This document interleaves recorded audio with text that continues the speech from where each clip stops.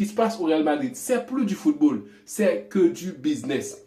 Rappelez-vous, Ancelotti, il voulait renforcer le milieu, pas de réponse. Il voulait renforcer la défense, pas de réponse. Le président est là, Kamavinga est là. Et quand ça parle de Tchouaméni au milieu, ça va, il progresse. Mais qu'en est-il de Rodrigo? Quand est-ce qu'il va progresser pour être ce joueur-là que le Real attend de lui? Non, le président il continue. Et puis pour nous achever l'arrivée de Mbappé, le président dit non, calmos, on a Mbappé avec nous. Mais il y a d'autres postes sur le terrain.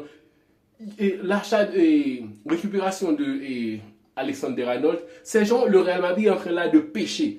Ils ne veulent pas aller dans des duels, genre, et de grandes équipes sur le marché de transfert.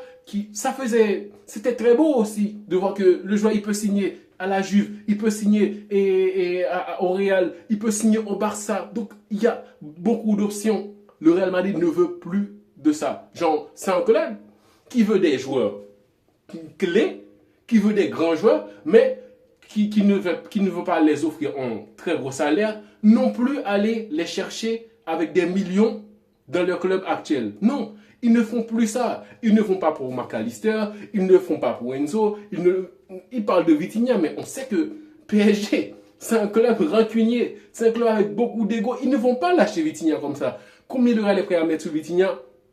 Pas grand-chose. Donc, c'est un club qui pointe du doigt certains joueurs, mais quand les prix, ça commence à gonfler, ça dit non, je me retire et je ne fais pas ça.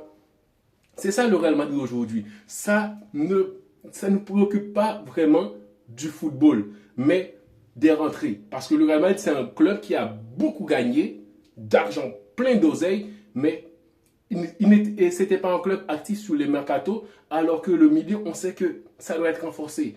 La défense aussi.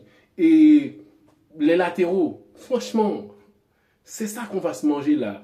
Et Arbeloa, il doit démissionner. Il doit démissionner parce qu'on ne sait même pas pour quand Arbeloa il est là. Arbeloa, est-ce qu'il va être là pour 6 mois, pour 2 saisons? On ne le sait pas encore. Et les joueurs, ils vont commencer à jauger sur ça parce que ils savent qu'ils sont au-dessus du coach et le carnage avec Xabi Alonso. Franchement, ce qui se passe au Real Madrid, c'est plus que l'ego des joueurs, tout ça. Non, les dirigeants.